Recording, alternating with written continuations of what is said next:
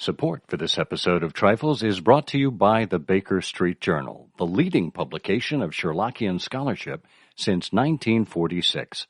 Find them online at bakerstreetirregulars.com. Welcome to Trifles, a weekly podcast about the Sherlock Holmes stories. It is, of course, a trifle, but there is nothing so important as trifles. Yes, the lodger was veiled, the face was yellow, and the valley was fearsome, but there are so many other details to pick apart in the stories. Pray, be precise as to details. You know the plots, but what about the minutiae? Have you ever stopped to wonder what kind of medical practice Dr. Watson actually ran? Or about the number of Holmes's monographs? Or how much the rent was at 221B Baker Street? You are very inquisitive, Mr. Holmes. It is my business to know what other people don't know. Scott Monty and Burt Wolder will have the answers to these questions and more in Trifles. The game's afoot. Episode 232, The Best Sherlock Holmes Stories. Hello and welcome to Trifles, the Sherlock Holmes podcast where we talk about the details in the Sherlock Holmes stories. I'm Scott Monty. I'm Burt Wolder. And Burt, you are the best podcast co-host in the Sherlockian world. Well, I'm also the only co-host in the Sherlockian world that contains lanolin. And that beats and sweeps as you clean. I wondered why you were so smooth. That's it. It's the lanolin. It God is. Bless. I gargle with lanolin every evening. That's why I sound like this. Well, folks, if you would like the show notes for this episode, and there will be links, so stay tuned for that, you will find them at ihose.co/trifles232. That's all lowercase. It'll take you directly to the SherlockHolmesPodcast.com site, where you can find those links and more, including the ability to leave us comments. If you'd ever like to email us, you're welcome to do so at trifles@ihearofsherlock.com. And you can find us all over the social web as I Hear of Sherlock. Give us a follow there, and please tell other people about this show if you are enjoying it. That's our best way to get more fans, and it's the best way to help the show grow. Well, we left you with a bit of a cliffhanger in the last episode. We typically don't do that in Trifles. We try to keep each episode self-contained as best we can.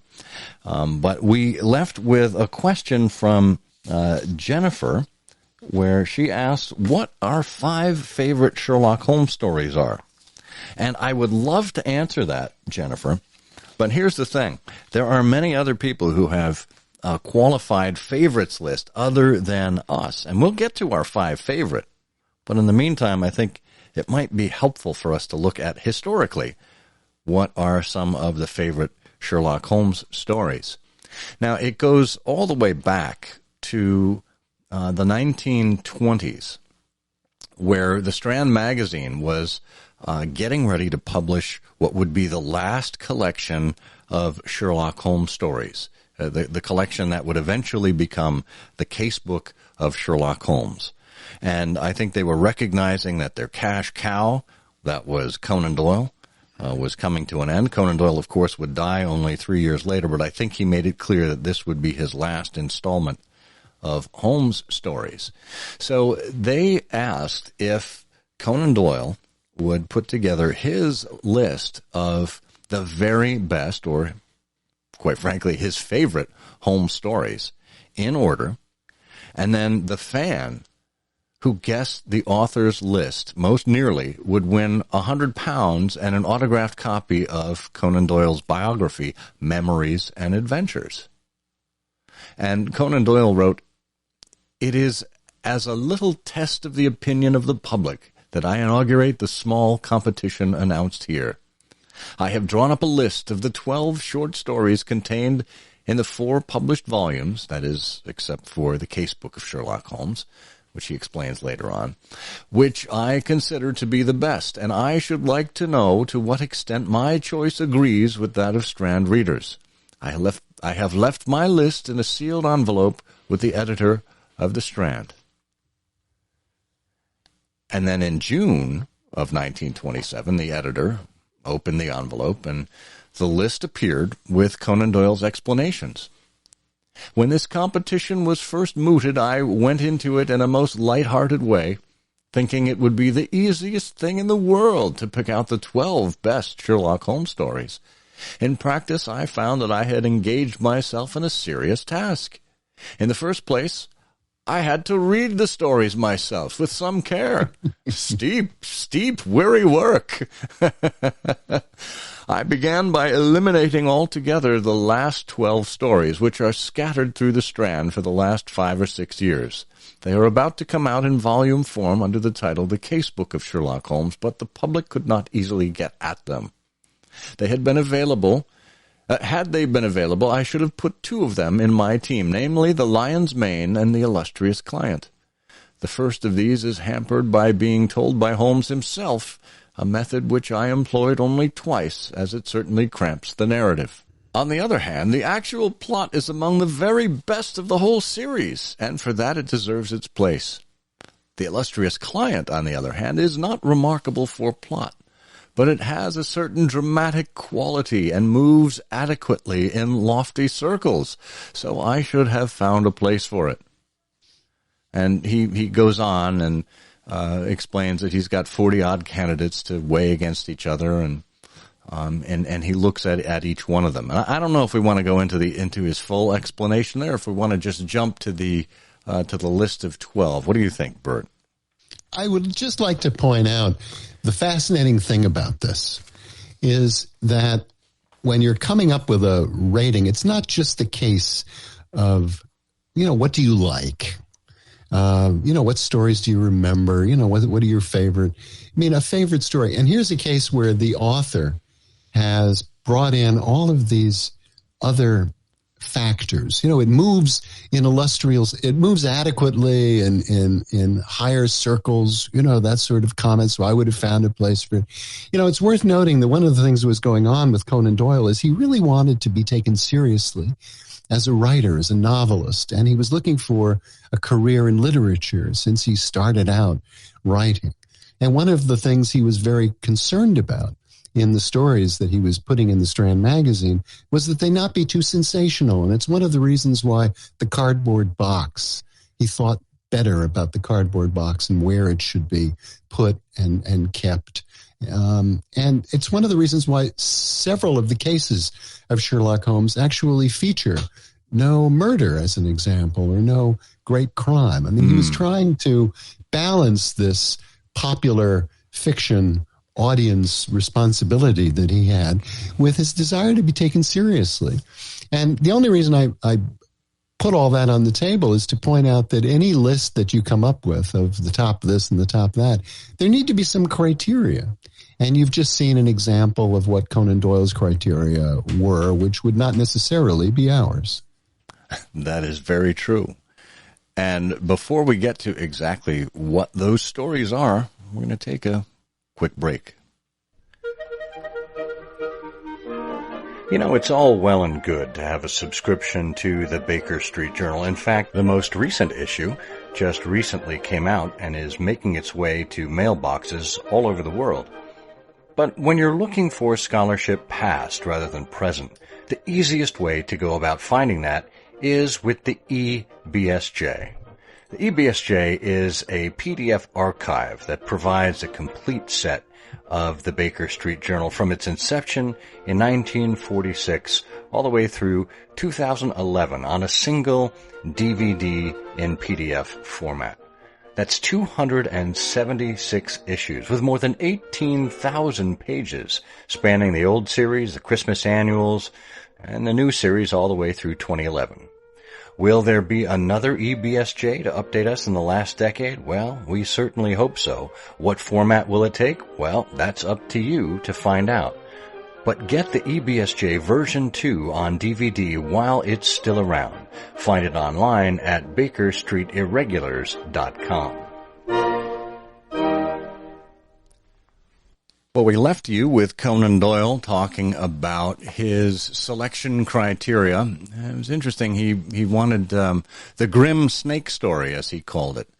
the Speckled Band, as well as the Red-Headed League and the Dancing Men included for the originality of plot.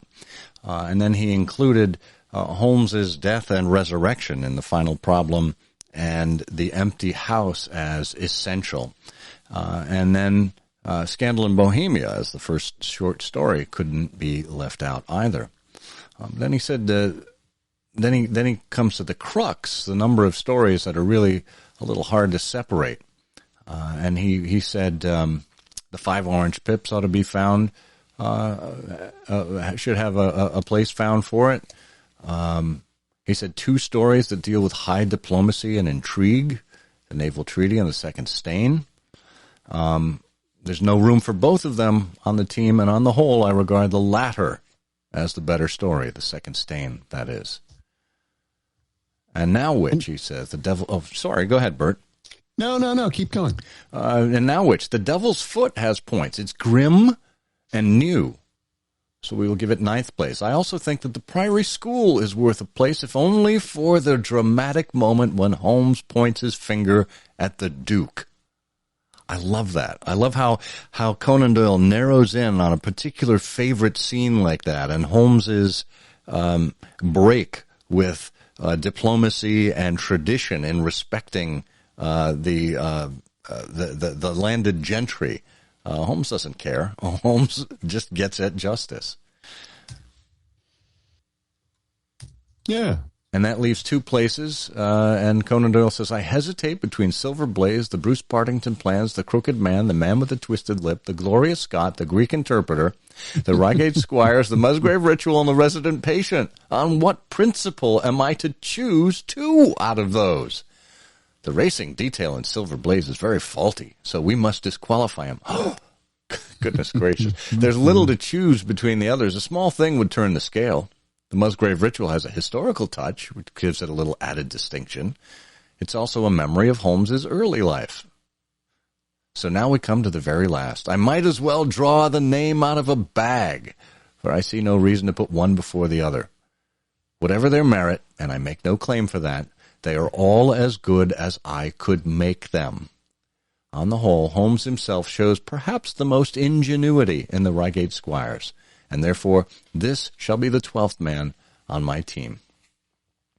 It's proverbially a mistake for a judge to give his reasons, but I have analyzed mine only to show any competitors that I have really taken some trouble in the matter. Therefore, the list is as follows.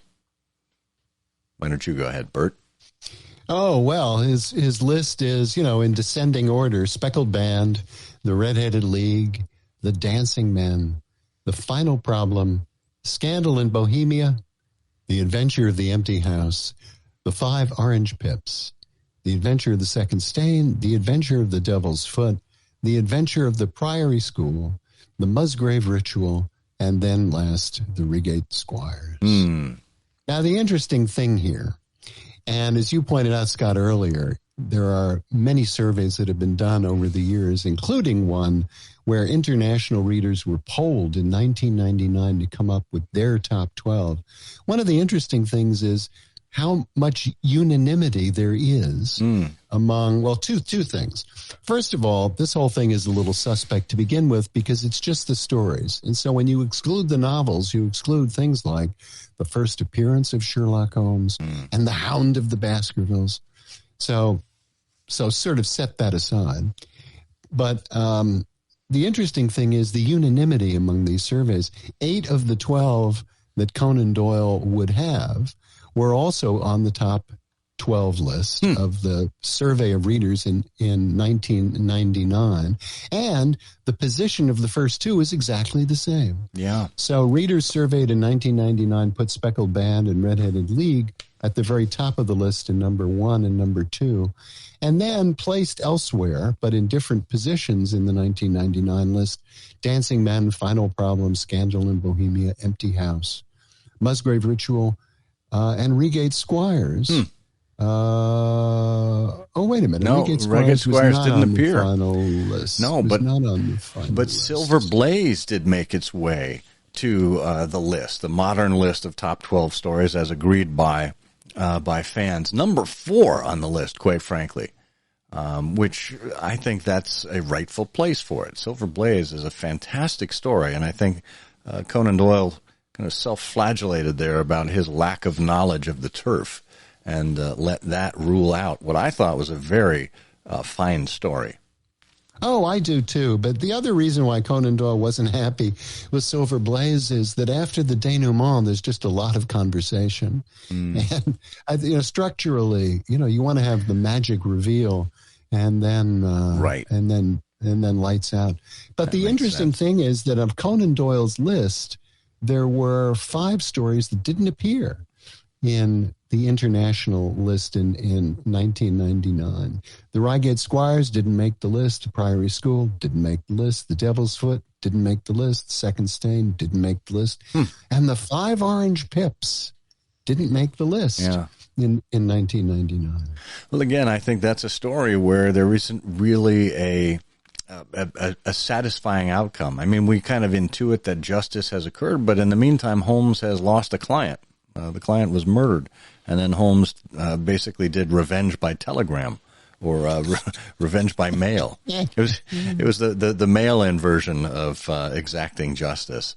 Not exactly the same thing as clasping handcuffs on the criminal and bringing him to justice. Yes, exactly right. Well, what are your favorite stories? Well, I mean, I certainly can't deny the Speckled Band. I mean, that was one of my early Scion societies, the Speckled Band of Boston. It will always be a favorite. And I think back through the short stories, I didn't come to the Devil's Foot until a few years into my interest, because I had, when I was a teenager, I had a limited, well, not a limited edition, but it was an edition that was limited to a certain number of stories. It was the Adventures, Memoirs, Return, and the first 2 novels.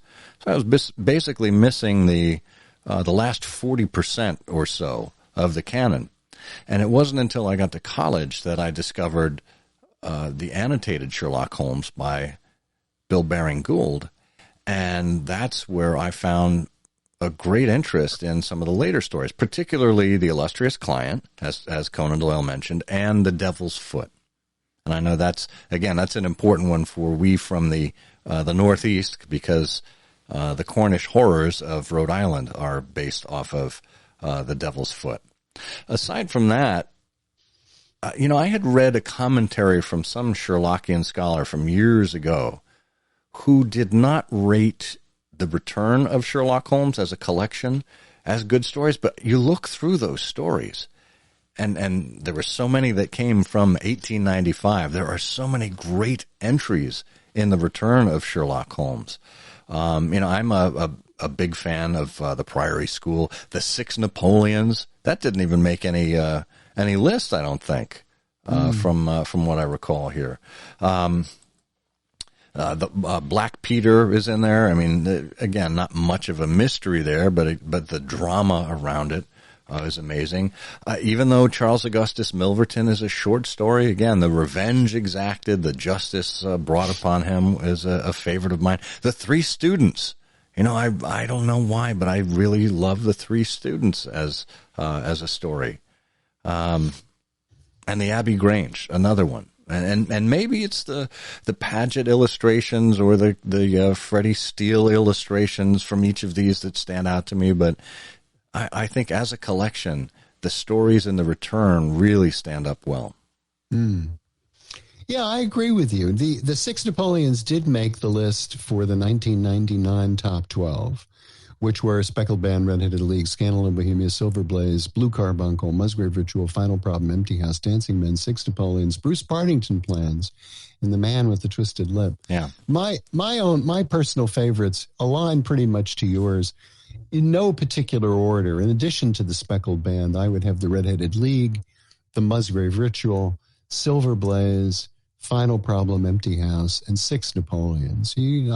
I can't imagine any list of top 12 Sherlock Holmes stories that doesn't have 6 Napoleons right on the list. Right. That's the thing.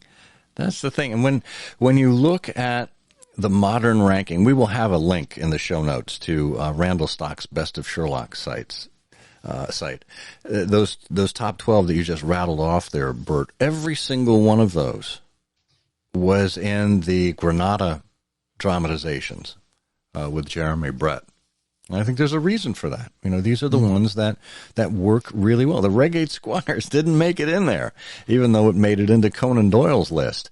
These are, I think, just classic ones. And the Bruce Partington plans, too. I agree with you. I really enjoy that as an entry, too. Mm.